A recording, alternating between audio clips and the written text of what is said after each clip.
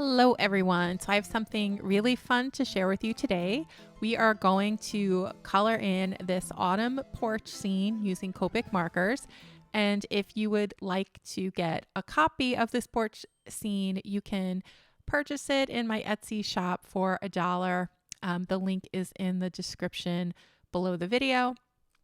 And and then you can join along with me and color it in with Copics or whatever your coloring medium of choice is. And you can turn this into a card. You can, just color this as a coloring page if you like. You can frame it, make it a little, maybe put it in a picture frame with your fall decoration. So lots of different ways that you can use this image. All right, let's get into it. So to start, I just covered in our door with a base of E43. It's a nice light brown shade. And then for the windows, I used a BV31 marker, which is a nice like violet gray shade. You could also use any grays, or you could just color in the windows a solid black if you like as well. Then for these little baskets that we have, so we've got baskets of apples, baskets of gourds, a little basket of marigolds up front, and then there's some little pumpkins right in front of our little scarecrow decoration at the porch door. And I'm just going to color in. I'm going to add a base coat to start to those little baskets. You can use any light brown that you have. And then for the pumpkins, I'm going to use a bunch of different shades of yellow orange and a little bit of yellow, and then a little bright orange here and there. So whatever your favorite pumpkin colors are, go for it. Here we're going to stick with some more golden colored pumpkins for this little Copic painting. And it's been a while since I've gotten my Copic markers out, so I didn't really have a color scheme in mind when I started. So I was just kind of reaching for markers as I was coloring. So don't feel that you need to use all the same colors that I'm using here, because again, this is just a really spontaneous coloring session, but I'm adding it in just so that you can kind of see the process. And the process is I'll usually start with my lightest color, and then I will add in my shadows and some definition with some darker colors, and then go over that and blend everything in with like a mid-tone color. That's the basic technique there. And I am jumping around a lot among the different images, just because again, it's a spontaneous session. I was just having fun and enjoying the process. So we're going to keep working on the pumpkins a little bit. That YR18 is the darkest shade I'm going to use. And then I wanted to brighten up some of the pumpkins, so I added a more yellow gold shade. And then for the darkest shadows, we'll use this E19. So it's really nice to shade in pumpkins with like a reddish brown color. Sometimes when you're shading pumpkins, you might think that, to go from light orange to dark orange, but if you want a more realistic look, it's good to start with like a yellow gold, and then use a little bit of orange or yellow orange, and then you can add in your darkest shade with like a reddish brown, and that'll give you a nice, realistic look.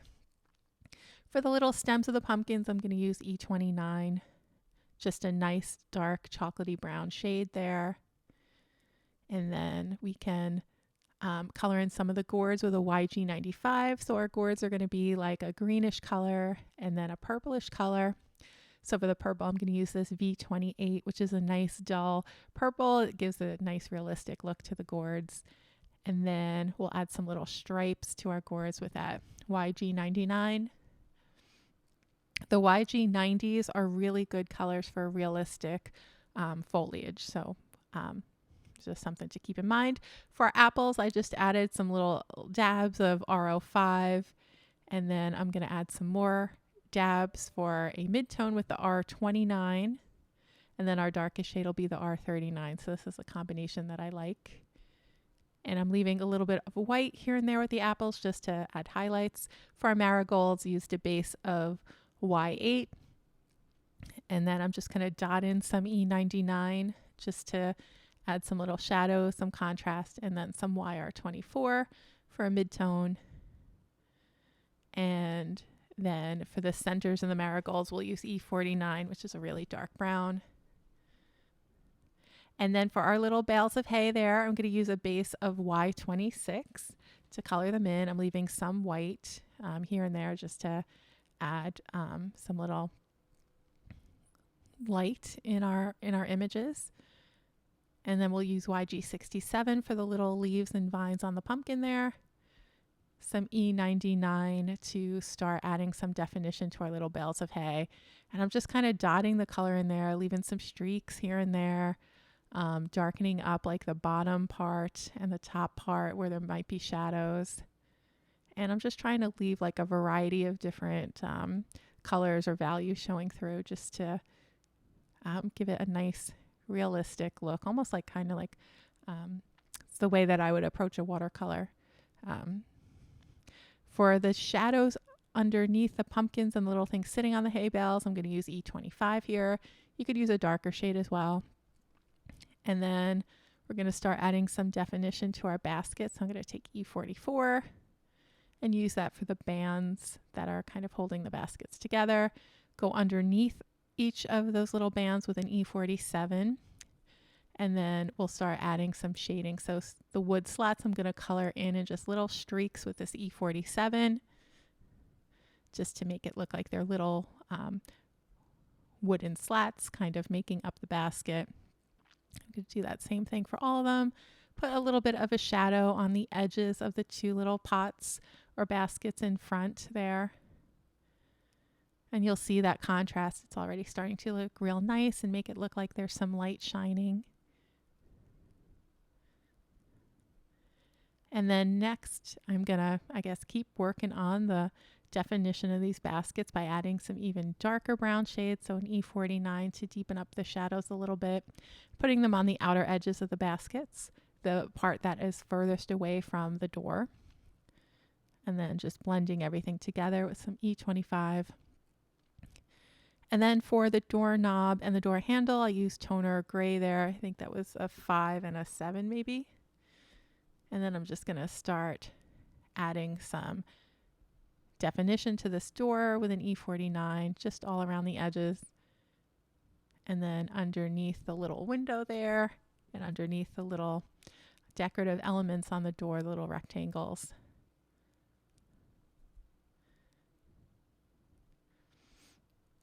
I'm just going to go around the edges of the window again.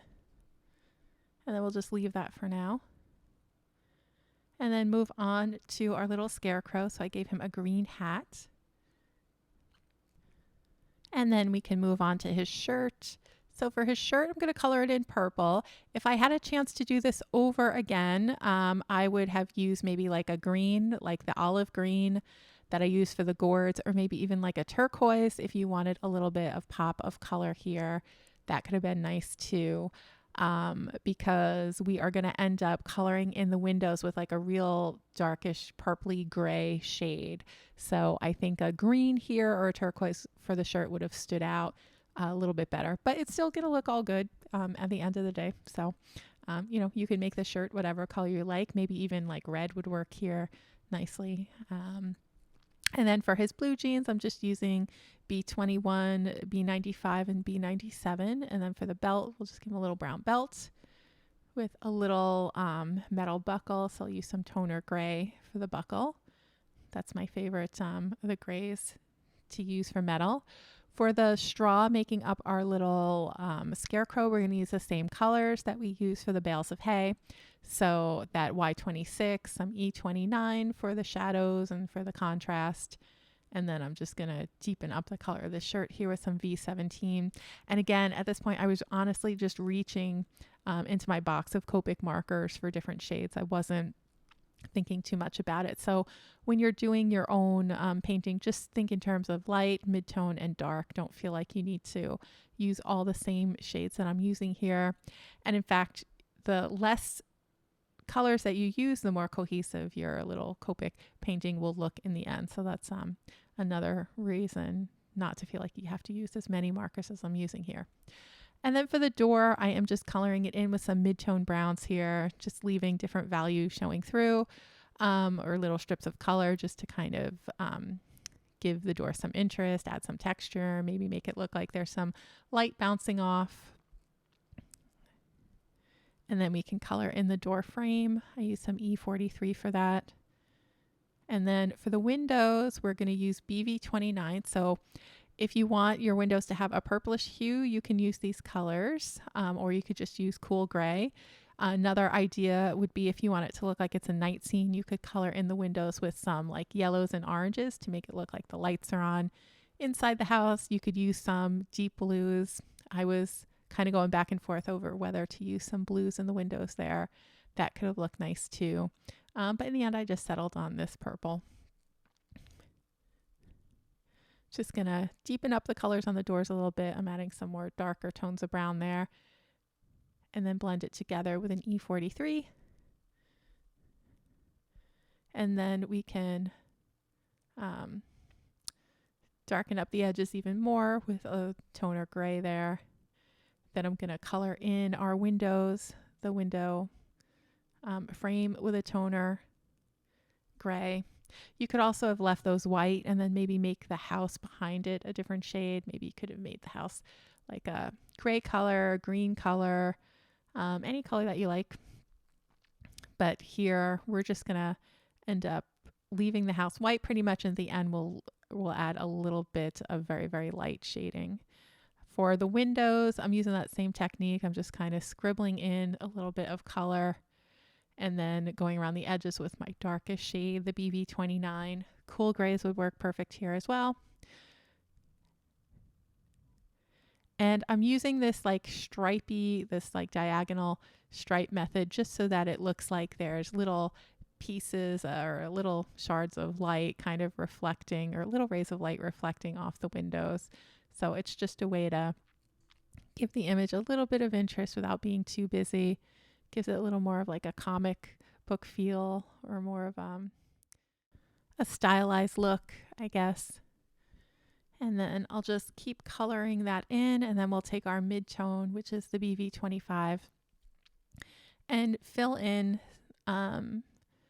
the little panels of glass, leaving some of the white showing just to keep that effect going of the light kind of shining through or reflecting against the glass.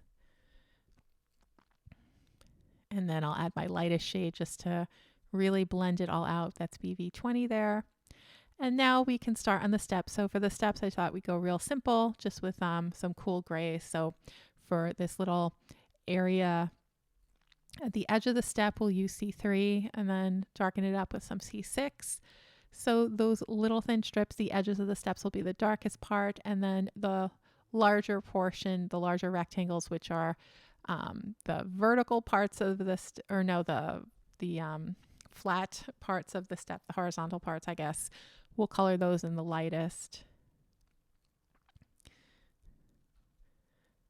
And we're going to get that effect just by adding lots of shading right underneath the edge of the step, and then we'll add some shadows coming from the right side of the painting.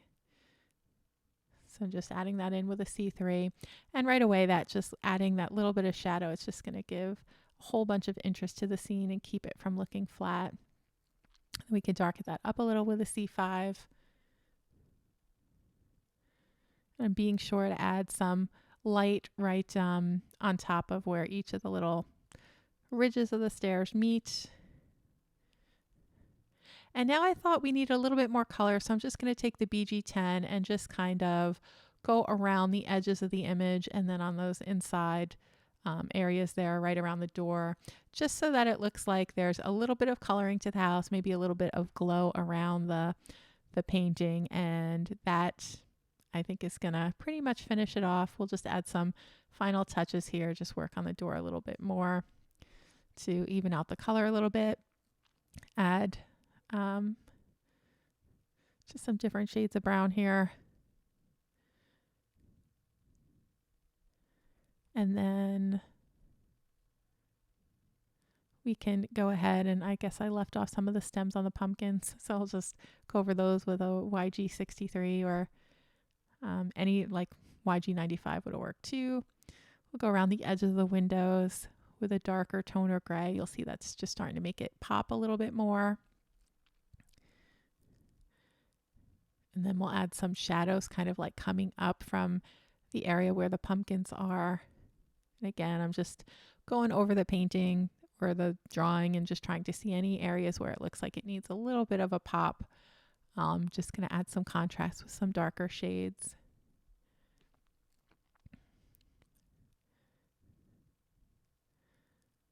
And then we're just going to add a little bit more of a shadow going around the door with a T2. And then for a little bit more contrast on our brown areas and our yellow areas, I'm going to take my E49 and just darken up the shadows, like on the little barrels and then underneath. I know my hand was in the way there, but like on top of the bale of hay, like where the little pumpkins are sitting or the baskets are sitting, I'm just darkening those shadows up. And then underneath the bales of hay and the baskets, just adding a little bit more brown there just to darken up those shadows. And now it's starting to look good to me. The brights look nice and bright and the darks look nice and dark. And it looks like we've got a lot of contrast going in the scene. Again, the one thing I would have changed, and now you can probably see why, is I would have made the little Scarecrow shirt a green, maybe, or maybe a turquoise. That could have looked nice, made it pop a little bit. And now we can peel off our tape and take a look at what we have. And so we have this gorgeous little fall scene. And if you want to color along with me, you can go ahead and download the image in my Etsy shop. The link is below. And it's only $1 for this image. You can turn it into a card just by printing it out on some Express It blending card or whatever cardstock you prefer for your Copic markers. Using regular inkjet ink in your printer works very well, so it will not bleed with the Copic markers.